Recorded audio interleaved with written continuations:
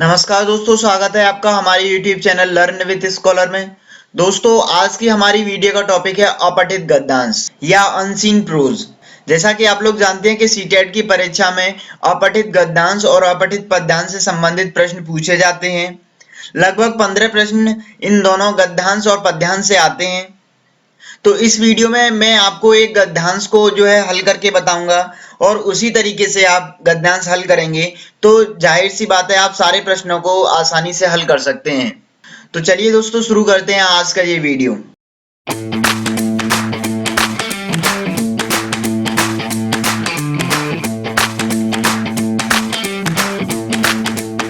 गद्यांश को हल करने से पहले मैं आपको बता दूं, जो आपको कुछ बातें याद रखनी है। सबसे पहले आपको जो भी गद्यांश दिया गया है उसको पूरा एक बार में पढ़ लेना है, और जो आप एक बार में पूरा गद्यांश पढ़ रहे हैं तो उसमें आपको ये समझने की कोशिश करनी है कि ये पूरा पद्यांश जो गद्यांश है वो किस बारे में बात कर रहा है। फिर आप पढ़ते पढ़ते समय जो आपको लाइनें या जो बिंदु आपको महत्वपूर्ण लग रहे हैं उनको आप अंडरलाइन कर लीजिए। फिर एक बार फिर उसको एकाग्रचित होकर पूरे गद्यांश को पढ़िए। अगर आप 1 से 2 बार पूरे गद्यांश को पढ़ लेंगे तो आपको सारे प्रश्नों के उत्तर आसानी से समझ में आ जाएंगे।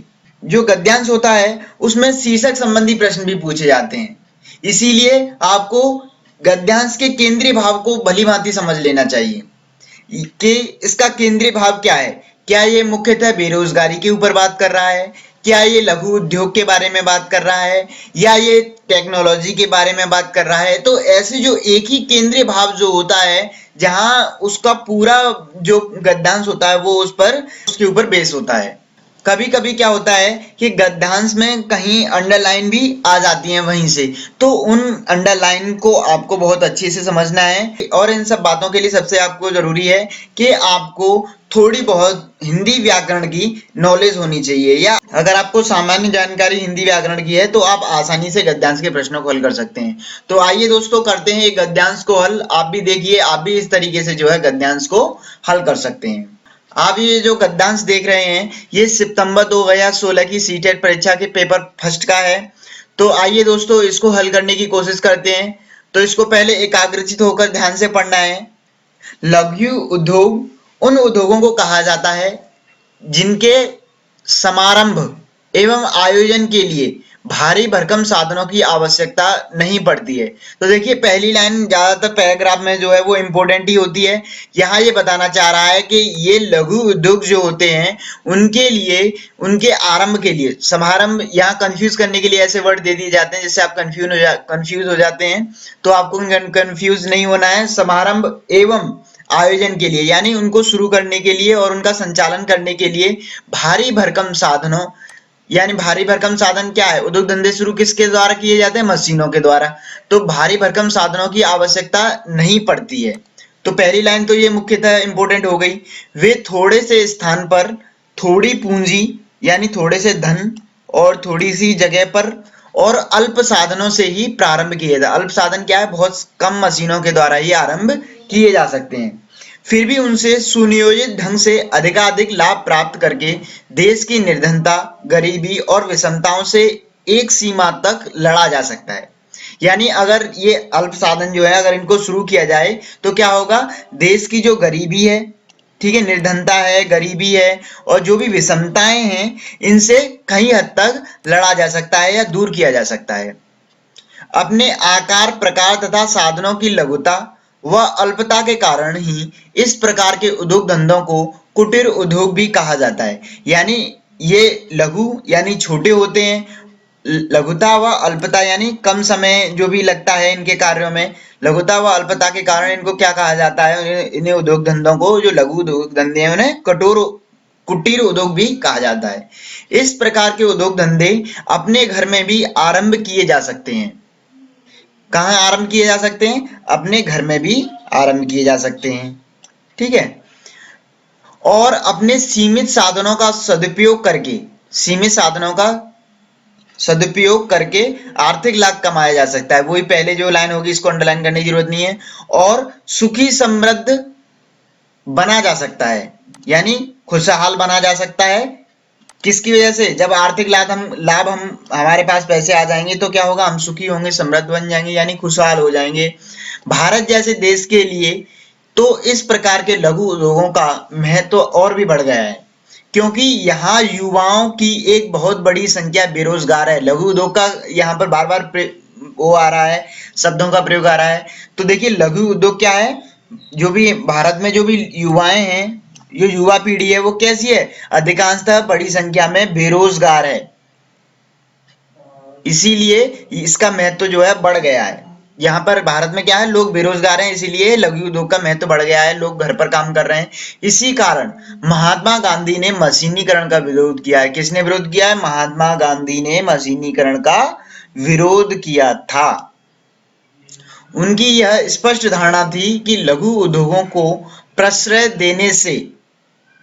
देने का मतलब है, यहाँ देखिए ये यहाँ पर प्रश्रय बड़ा एक अजीब सा शब्द है, तो इसको अंडरलाइन कर लेते हैं। जब प्रश्न पढ़ेंगे तब आप इसको एक बार समझ जाएंगे कि प्रश्रय मतलब होता क्या है। उनकी यह स्पष्ट धारणा थी कि लघु उद्योग को प्रश्रय देने से लोग स्वावलंबी बनेंगे। प्रश्रय मतलब एक तरीके से महत्व देने से लोग जो है स्वावलंबी बनेंगे। मजदूर किसान फसलों की बुआई कटाई से फुर्सत पाकर अपने खाली समय का सदुपयोग कर सकेंगे। देखिए क्या होगा?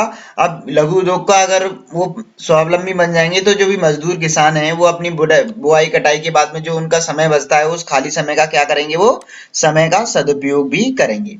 इस प्रकार आर्थिक समृद्धि तो बढ़ेगी ही, आर्थिक समृद्धि बढ़ेगी, साथ ही लोगों को अपने घर के पास रोजगार मिल जाएगा। ठीक है, तो हमको ये पैराग्राफ आपको समझाते समझाते पढ़ रहे हैं, इसीलिए टाइम लग रहा है। आप एक बार में एकाग्रचित्त होकर पढ़ेंगे तो आप अच्छे से समझ जाएंगे। अब आइए इससे संबंधित प्रश्नों को हल करते हैं। देखिए यहाँ पर पहला प्रश्न है, उन उद्योगों को लघु उद्योग कहा जाता है जिनसे अल्प लाभ मिलता है? नहीं। जो अल्प अवधि तक चलते हैं? नहीं। जो कम साधनों से शुरू किए जा सकते हैं या जिन्हें निर्धन व्यक्ति आयोजित करते हैं? तो ऐसा नहीं है कि निर्धन व्यक्ति ऐसा कुछ नहीं दे रहा है, तो ये भी नहीं है। ठीक है, और जो अल्प अवधि के लिए चलते हैं ये भी नहीं है। जिनमें अल्प लाभ मिलता है ये भी नहीं है। जो कम साधनों से शुरू किए जा सकते हैं, जैसा कि पैराग्राफ में दिया था, जो कम साधनों से शुरू किए जाते हैं वो जो है हमारे क्या कहलाते हैं? वो हमारे लघु उद्योग कहलाते हैं। ठीक है, फिर इसके बाद से दूसरा है, मशीनीकरण से तात्पर्य है। मशीनीकरण से क्या तात्पर्य है? मशीनीकरण का अधिकाधिक निर्माण नहीं, मशीनों का अधिकाधिक उपलब्धता नहीं, मशीनों की अधिकाधिक खरीद नहीं, मशीनों का अधिकाधिक उपयोग। यानी मशीनीकरण से क्या तात्पर्य है? यानी मशीनों का यार अधिक अधिक प्रयोग किया जाएगा तो वो जो है मशीनीकरण कहलाता है। तो इसका उत्तर ये सही है। अगला प्रश्न है, लघु उद्योगों को प्रश्रय देने के संदर्भ में गांधी जी की क्या धारणा थी? प्रश्रय, देखिए मैंने वहां अंडरलाइन किया था। प्रश्रय का मतलब है बढ़ावा देने के लिए, या यहाँ पर यही समझ में आ रहा है लोगों को लघु उद्योग को प्रश्रय देने से संदर्भ में गांधी जी का क्या धारणा थी? मशीनीकरण का विरोध किया जाए? नहीं। लोगों को आर्थिक रूप से आत्मनिर्भर बनाया जा सके? नहीं। समय का सदुपयोग किया जा सके? देखिए मैंने वहां आपको बताया था कि समय का सदुपयोग करेंगे, किसान वगैरह जो भी उनका जो समय बचता है उसका क्या करेंगे? वो सदुपयोग कर सकेंगे। तो पैराग्राफ के अनुसार कौन सा होना चाहिए? ये राइट आंसर होना चाहिए। अगला प्रश्न है, भारत जैसे देश के लिए लघु उद्योग धंधों का महत्व क्यों बढ़ जाता है? क्योंकि यहाँ के युवा वर्ग को मशीनों पर काम करना नहीं आता, क्योंकि यहाँ कम पूंजी वाले लोग अधिक संख्या में हैं, क्योंकि यहाँ बहुत से लोगों को काम की जरूरत है, क्योंकि यहाँ मशीनों की उपलब्धता बहुत कम है। देखिए भारत में क्या है? बेरोजगारी है। अधिकांश लोग जो वहां के लोग हैं वो बेरोजगारी है, इसीलिए क्या है, वहां जो है लोग हैं उनको काम की जरूरत है। तो इसका आंसर ये सही होगा। ठीक है, थर्ड इसका ऑप्शन सही हुआ। अगला प्रश्न है, विषमता का विपरीतार्थ है। विषमता का विपरीतार्थ क्या है? असमानता, ये तो समानता का होता है। प्रतिकूलता, ये अनुकूलता का होता है। सामान्यतः, ये भी नहीं होगा। तो विषमता का विपरीतार्थ या विलोम शब्द जो होगा वो समानता होगा। अगला प्रश्न है, समृद्ध शब्द से भाव है। समृद्ध, यहाँ ये मैंने अंडरलाइन किया था, वहां समृद्ध क्या मतलब क्या है? कि जो व्यक्ति धनी होगा, घर, मकान, रोटी, कपड़ा सब कुछ होगा, वो व्यक्ति जो है समृद्ध कहलाता है। तो समृद्ध का मतलब होता है खुशहाल होना। ठीक है, तो इसका विकल्प दूसरा सही है। अगला प्रश्न है, अल्पता शब्द है। अगर आपको थोड़ी बहुत व्याकरण की नॉलेज है तो देशज और विदेशी शब्द जो है आप अच्छे से जानते होंगे, तद्भव शब्द अच्छे से जानते होंगे और तत्सम शब्द भी अच्छे से जानते ही होंगे। तो देखिए, तत्सम या तद्भव शब्द क्या होते हैं? तद्भव शब्द वे होते हैं जिनको संस्कृत भाषा से हिंदी भाषा में कन्वर्ट किया गया है। संस्कृत भाषा का बदला रूप जो है वो तद्भव कहलाते हैं। लेकिन तत्सम शब्द क्या है? जो शब्द संस्कृत में जैसे प्रयोग किए जाते हैं वैसे ही उनको हिंदी में भी प्रयोग कर लेते हैं, वो शब्द हमारे तत्सम शब्द कहलाते हैं। तो जैसे देखिए, आपको अल्पता शब्द जो है आप संस्कृत में भी यूज कर सकते हैं और जो है हिंदी में भी यूज कर सकते हैं। तो ये हमारा विकल्प इसका जो है फोर्थ सही है। तो ये हमारा तत्सम शब्द है। ठीक है। अगला प्रश्न है, कौन सा शब्द युग्म से भिन्न है? पशु पक्षी, माता पिता, दिन रात या भारी भरकम? तो देखिए दोस्तों, जहां इसका जो है पशु पक्षी, ये तो नहीं। कौन सा शब्द युग्म से भिन्न है?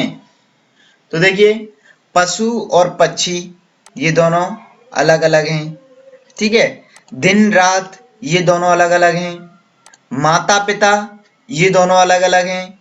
लेकिन भारी और भरकम, इन दोनों शब्दों का प्रयोग एक ही के लिए किया जाता है। भारी भरकम, भारी भी है भरकम भी है, मतलब भारी और भरकम का अर्थ एक ही निकल के आता है। लेकिन पशु पक्षी अलग अलग होते हैं, माता पिता अलग अलग होते हैं, दिन रात अलग अलग होते हैं।